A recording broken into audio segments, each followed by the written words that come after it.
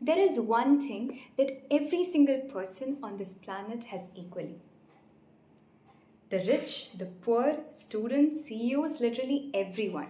And that is time. Nobody gets that extra 25th hour. All we have is those 24 hours. So, if that's true, then what is actually creating a difference? Why are some people able to get all their things done while some people always say, I don't have enough time? So, what is that creates the difference? It depends on the way you spend the time. There is a difference between being busy and being productive. Imagine time like money. You don't simply waste your money, right? You don't simply give it to anyone. You think once or twice before spending that money. You will just check if it's worth spending that money. So just consider time similarly. Are you actually spending your time for something that you really want to achieve in your life? Are you spending it for the things that's actually making you happy, or are you simply wasting it? Just think it for yourself. And let me tell you, if you have clicked on this particular video, then you have already taken your first step. And that is, you have realized how important time is and that time actually matters.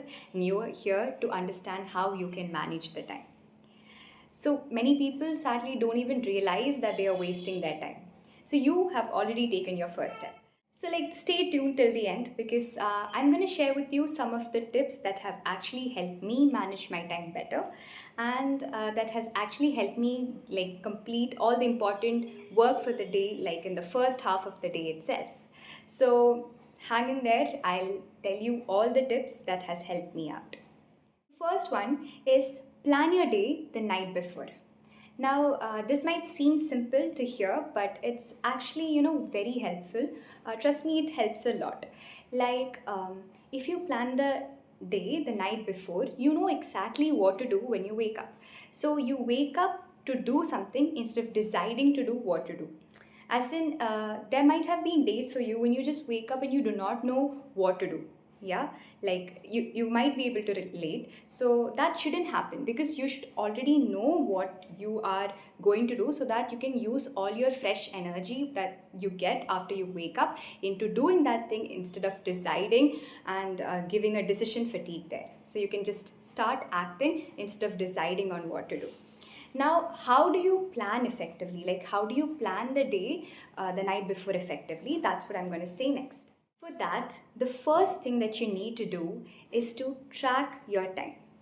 Like, you should know where your time is going, right? So just take one day, a random day. Don't be productive or anything. Just be you, just be how you are, but track your time. Like, know where your time is going.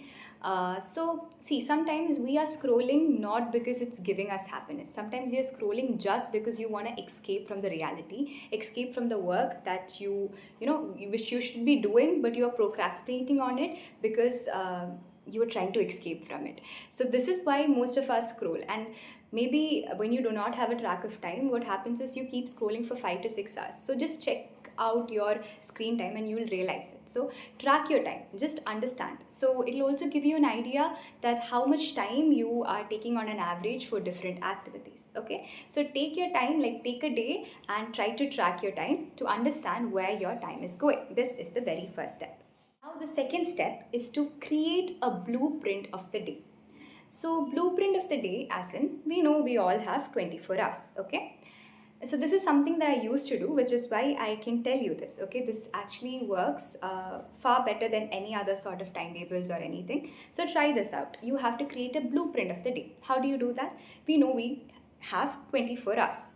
So we have to book different slots for different activities. How do you do it? Like, you take the 24 hours. Let's say you are sleeping for, okay, I'll give you an example, okay, for you to understand. You sleep for 8 hours. So 8 hours for sleep. For 3 hours, let's give it for all sort of routines, like morning routine, night routine, basically different chores that are there. That is for 3 hours. Let's give 4 hours for your recreation, relaxation, everything. Okay, see, you should not just put work, work, work. You should give time for relaxation as well. So we give like 4 hours for relaxation. So that gives you 15 hours gone. Now still how many hours are remaining? 9 hours are remaining. 1 hour, let's give it for buffer. Like if in case something goes up and down, we need a buffer 1 hour. Remaining, you still have 8 hours. So what does that show? Most of the time we say we don't have time, but it's not because it's not the lack of time, it's the lack of knowing where your time is going, right? So you still have 8 hours. These 8 hours you can give it for your work, for your study, whatever it is. You can, prioritize those 8 hours for that thing. Or you can, this is up to you on creating how your blueprint looks, but basically it'll give you an idea that you actually have the time. You just have to block the slots and create a perfect blueprint for your day. Also, when you create your blueprint, please keep this in your mind, and that is, please don't be rigid with yourself. Okay, like for example, in my case, I sleep only 7 hours, but I put it as 8 hours because in case I sleep an extra 1 hour, I should still be able to manage it, because things might go up and down. So you should be able to manage it. For that, don't be rigid with yourself. Be a little lenient while you create the blueprint. Now, when it comes to the actual planning of the day the night before, you should keep your blueprint next to you. Now, blueprint is like basic things only, like it's not very specific, right? But when you plan your day, you should be specific. For example, I give those 8 hours for study. Let's say those 8 hours I kept it for study. But simply instead of writing study, when I plan the day, I should be very specific, like which chapter, which unit, which topic am I studying. It should be very specific. Got it? And or if it's a morning routine, instead of just writing morning routine, what are you going to include? Is it workout, is it meditation, whatever it is, add it. So be very specific, so that you're not just when you create vague plans, you can only take vague actions. But if you're clear, you're very specific, then you can take goal oriented proper actions. Got it? Now, how do you actually get your work done?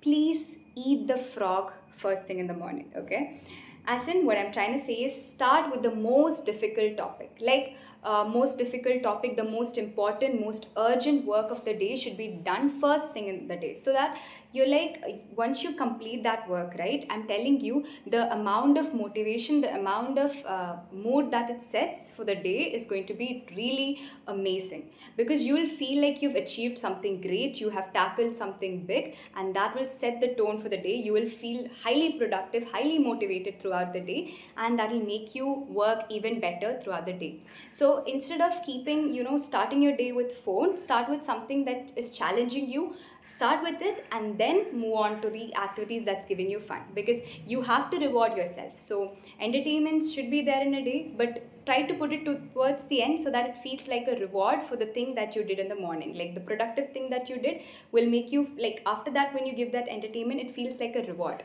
So the next day, it's like your brain will say, oh, if I do this right, I might get a reward today as well. So it's like a psychology kind of thing.